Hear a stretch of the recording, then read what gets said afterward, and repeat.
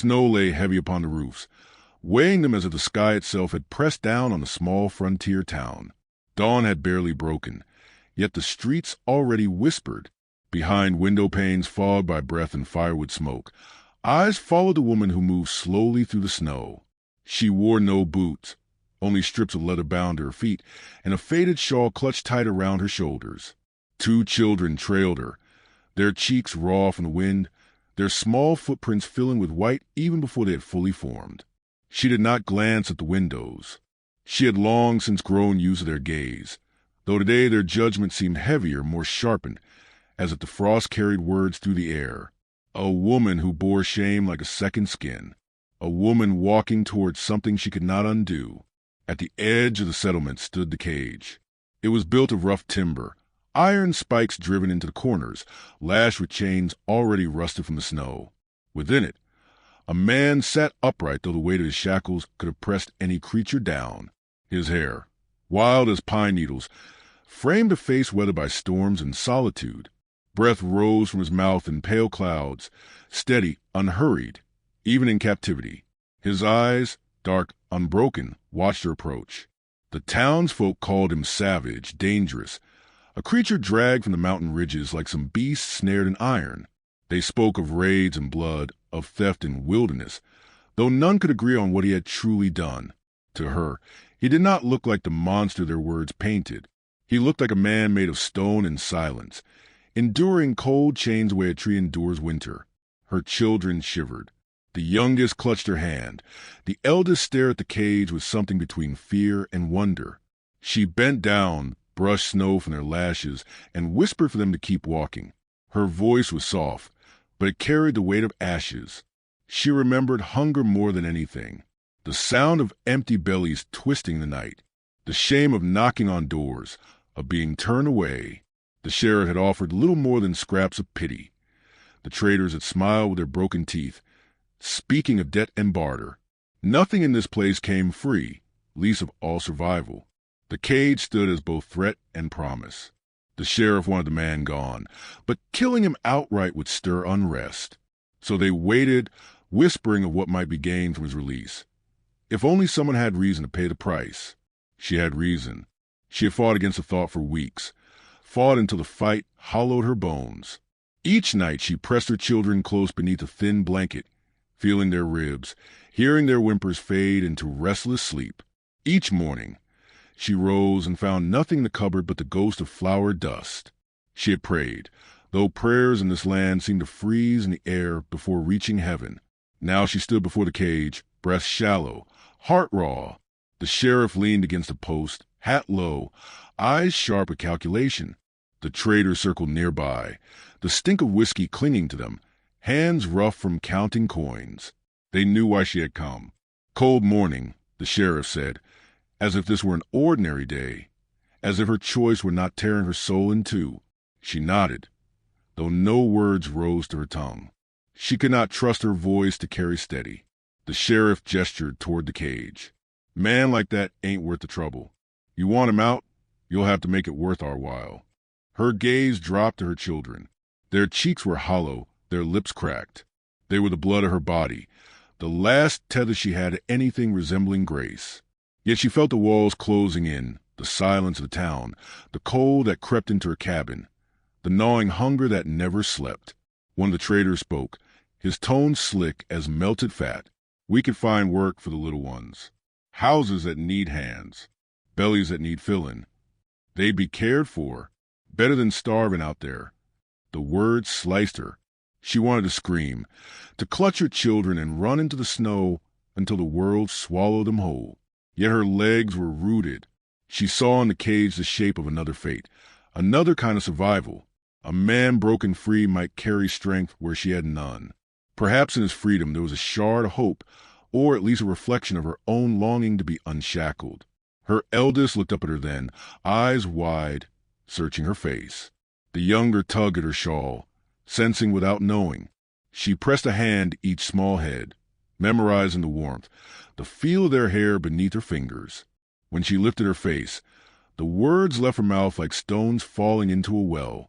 Take them. The air stilled. The traders smiled, already moving forward, but the sheriff held up a hand, studying her with an expression neither cruel nor kind, merely satisfied, as if the story had reached its natural conclusion. The children cried, voices breaking in the cold air.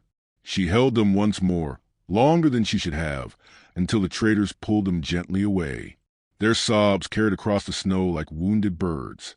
She wanted to collapse, to claw the earth, but she stood rigid, her breath tearing in and out, the taste of iron on her tongue. From the cage, the mountain man did not look away. His eyes held hers, not in judgment, not even in pity, but in a strange and terrible knowing, as if he understood the weight she bore, as if he too had stood on the edge of choices that ruined and remade lives. The sheriff jingled the keys, slow and deliberate, before sliding one into the lock. The sound of metal turning was louder than any church bell. Chains rattled, hinges groaned, and the cage door swung open. The mountain man stepped out, snow crunching beneath his bare feet. He did not rush. He did not speak. He simply breathed the free air as though it were both gift and burden. She watched, numb, her arms empty, her shawl clinging to her shoulders like a shroud. The traders led her children away. The mountain man stood in the snow, tall against the pale sky, and for a moment their gazes bound them like a rope. Then the keys clattered shut, and everything she had known was gone. The wind rose, scattering snow into the air, covering footprints, covering the trail of her children, covering everything but the memory of the bargain she had made. And in that silence, as the man walked free, she felt the cage remain, around her heart, around her soul, tighter than ever before. The cabin creaked as the wind pressed against its seams, a lonely sound that filled the spaces her children once occupied. Snow sifted through the gaps in the roof, melting into the earthen floor. She sat in the dark, shawl drawn close, listening for voices that would never return. Every corner held her absence. A small pair of shoes tucked by the hearth, a wooden toy left unfinished, a quilt too large now for a single body. The silence was heavier than hunger. It clung to her skin and pressed into her lungs until she thought she might suffocate. She rose at dawn each day, though the weight of the morning nearly pinned her to her straw mattress. Her hands moved through habit, feeding the fire with scant wood, boiling water, though there was nothing to steep in it, mending garments though there was no one left to wear them. The small rituals gave her body purpose while her soul drifted untethered. Outside, the world was white and endless. The pines bent low with snow, their branches sagging like tired shoulders. Trails wound through the drifts toward town, though she walked them less and less. When she did, she felt the stairs before she saw them. Faces turned away as she passed. Conversations hushed, doors drawn shut with finality. No one called her name, but she could hear it in their silence. The woman who had traded blood for freedom. On the edge of those journeys, she began to notice signs of him. At first, it was stacked neatly by her door. Then a rabbit skinned and left upon the porch, its flesh clean and ready for pot. She did not see him, but the offerings bore his hand. She tried to ignore them, yet she took the wood inside, cooked the meat, warmed her hands by the fire he had fed. Survival did not allow pride. One morning, she stepped outside and found her fence mended. The rails had sagged for years, yet now they stood straight, secured with careful knots. She turned her gaze to the tree line, and for a moment she thought she saw him, a tall figure, half shadow, half man, disappearing into the pines. He made no effort to speak, no call to announce himself. He moved as if the forest were part of him, as if silence were his only tongue. She wondered at his presence. Was it gratitude for the bargain that freed him, or pity for the price she had paid?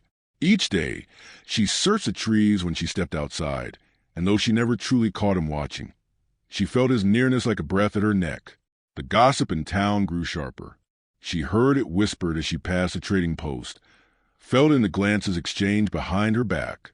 Some said she had traded her children for a lover, others that she had bound herself to a savage who would one day take her life. She did not answer. Their words were barbs, but silence was her shield. Nights were worse. The fire burned low, the wind whistled, and the cabin walls seemed too thin to hold back memory. She would close her eyes and see her children's faces, tears frozen on their cheeks, hands reaching as they were led away. She would wake with her throat raw, unsure if she had been crying aloud or only in dreams. It was during one of those nights that she heard a knock. Not loud, not urgent, just a soft tap at the door. Her breath caught. She rose, candle trembling in her hand, and opened it to find a bundle set upon the step. Inside lay strips of dried meat, a pouch of herbs, and a small carving knife, its handle smooth by use. No figure lingered outside, only falling snow. She pressed the bundle to her chest, warmth rising where there should have been only cold. She whispered thanks into night, though no ear was there to hear. Winter deepened. The river froze, and the pines groaned beneath the weight of ice. Still, his presence remained. Once, while gathering kindling, she turned and saw him across the clearing. He stood with boughs slung across his shoulder, his face shadowed by the falling dusk. Their eyes met. He did not move closer, did not raise a hand, yet she felt as if something had passed between them, wordless but undeniable. She did not flee. Instead, she bent, gathered her wood, and walked back to her cabin. When she reached the door, she looked once more, but he was gone. Her shame was a heavy garment, yet his silence began to alter its weight. He did not look at her as the town did. He did not measure her worth by the bargain she had made. In his gaze, she felt neither condemnation nor forgiveness, only a steady acknowledgement of her existence, as if her suffering was seen and therefore shared. One evening she ventured into town, shawl pulled tight, head lowered. The snow had turned the streets to a pale river, lanterns casting long shadows on the drifted ground. As she passed, conversations halted. A child tugged at his mother's skirt and whispered, "That's her." The words pierced her, though she had expected them. She carried her head higher, refusing to let the weight bend her. Near the well, a man muttered something cruel. She could not make out the words, but she heard the sneer. She kept walking, yet her ears burned. When she glanced to the side, she saw him there, standing at the edge of the square. He did not confront, did not speak. He simply stood, tall and unmoving, his gaze steady upon her. The mutterer fell silent, discomfort twisting his face. She felt a strange pulse of strength then, as though his presence had drawn a circle around her that no voice could penetrate. That night, when she returned to her cabin, she found the door unlatched. Her heart leapt, and she stepped cautiously inside, candle lifted. By the hearth sat a small wooden carving, a bird, its wings spread wide, every feather etched with care. She picked it up, running her fingers along its smooth edges. For the first time since her children had been taken, she allowed her tears to fall freely. She set the carving upon the table, and sat before it until dawn. The fire had died, the air frozen, yet she felt a warmth within her chest that the wind could not steal. In the days that followed, she began to leave small offerings of her own. A loaf of coarse bread, left upon a stump, a patch sewn into a torn piece of cloth, she found by her door. She did not know if he accepted them, but the stump was always bare when she checked again. The silence between them was no longer empty.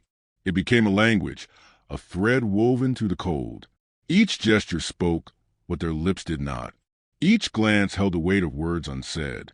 And though the snow still fell heavy, though the town still whispered, though the absence of her children gnawed at her bones, she found herself standing a little taller, breathing a little deeper, waiting not only for spring but for the next unspoken message to arrive at her door. The snow had begun to thaw in patches, leaving dark soil exposed like bruises beneath the white. Meltwater trickled through the ruts of the main street, carrying with it the grit and refuse of winter. She stepped into town with her shawl wrapped close, her steps measured, her chin higher than the last time. The air smelled of damp earth and horses, of smoke clinging stubbornly to chimneys. Around her, voices softened, then stilled, heads bent together, whispers weaving through the sound of wagon wheels and boots on slush. She felt them watching. Every word she had never heard was pressed into her back like pins. The woman who bartered her children, the woman who kept company with a savage. Their stares sought to carve her down, but she did not falter. The silence was a heavier burden than hunger, but she carried it with practiced strength. Behind her, he walked at a distance, He did not trail too close, nor did he keep entirely apart. His presence was quiet, yet undeniable. The mountain man, unshackled now, moved through the street as if no chain had ever touched his wrists.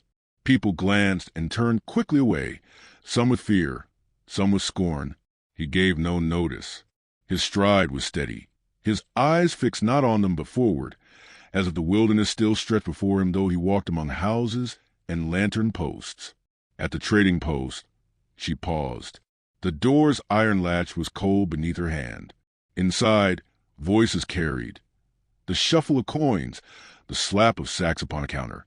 She entered, and the room dimmed around her. The trader glanced up, lips twitching into something that was neither smile nor welcome. "What do you need?" he asked, his voice flat. "Flour," she said, her tone quiet but steady. He weighed the word like a coin, then gestured to a sack. $1. It was more than it had been. She knew it, he knew it, and the others in the room knew it. Still, she set her coins down. Her hand trembled only slightly. The trader scooped them up with satisfaction. Behind her, a man muttered loud enough to be heard, $1 for bread, and her own blood went for less.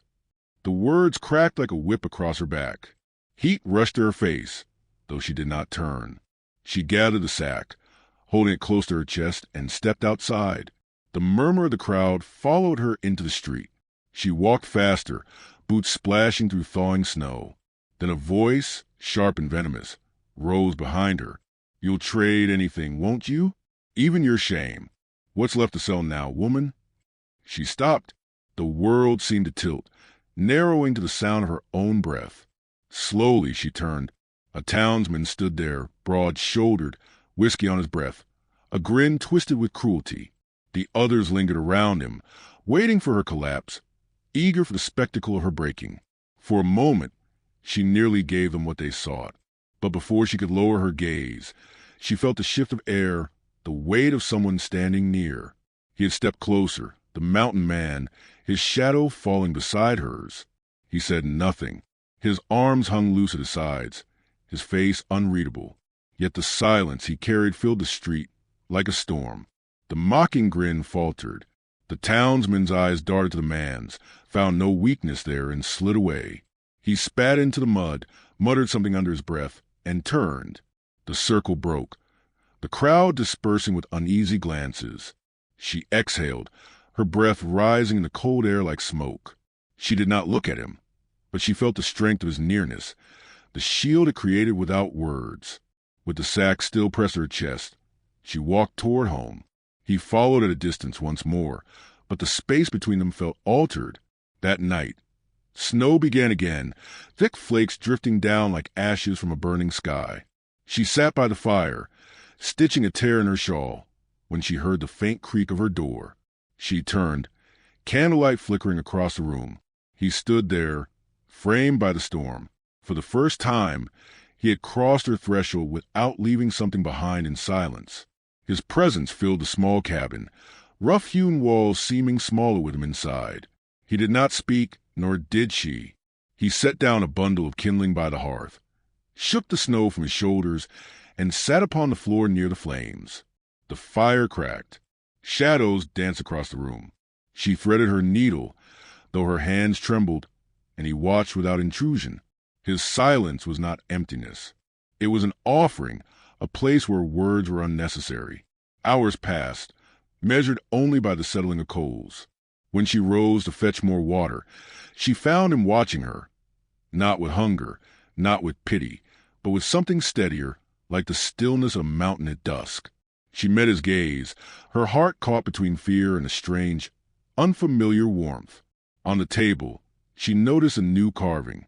A bird again, though smaller, delicate, its wings tucked close as if at rest. He had set it there, without her seeing. She lifted it gently, ran her thumb along the curve of its wing. The memory of her children pressed hard against her chest, and her eyes stung. "Thank you," she whispered, her voice breaking the silence between them.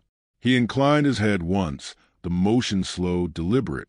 Then he rose, pulling his coat around his shoulders. At the door, he paused, snow swirling in the gap. His eyes lingered on her a moment longer, and then he was gone.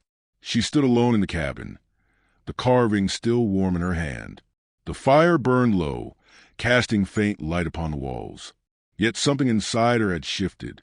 For the first time since the bargain, she did not feel entirely alone. The wind howled outside, carrying with it the voices of those who would never forgive her. But here, within these walls, silence had become something else. No longer a weight to drown beneath, but a space in which trust, fragile and wordless, had begun to take root. The thaw came slow, as if winter resisted its own death. Snow receded from the pines in uneven patches, leaving behind mud, ice, and the bones of branches long buried. The river cracked and groaned beneath its sheath, water pushing upward like breath under a coffin lid. She walked those banks often now, her shawl lighter on her shoulders, her eyes fixed on the horizon. The man sometimes walked with her, though always a step behind, his silence steady as the earth. In town, whispers had not softened. If anything, they had sharpened their edges home by boredom. A woman who traded her children, a woman who shared her fire with a savage. She let the words slide off her like sleet, though they still stung when she was alone. She knew he heard them too, for his jaw tightened in their presence. Though he never answered, his quiet was a shield. But news traveled swift through small places. She first heard it from the lips of a peddler, his cart groaning with pots and bolts of cloth. He spoke casually, as though recounting the weather. Her children, seen in the service of hard men, treated with no mercy. Beaten, worked, starved. The words carved her open anew. She steadied herself against the post of the trading post. Breath caught like thorns in her throat.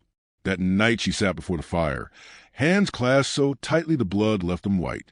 He was there, too, by the hearth, carving another figure from a sliver of pine. The sound of his knife against her was rhythmic, patient. At last she spoke, her voice hoarse, carrying the weight of shame and desperation. "They suffer." The knife paused. He lifted his eyes to hers. In that gaze she saw no surprise, only recognition.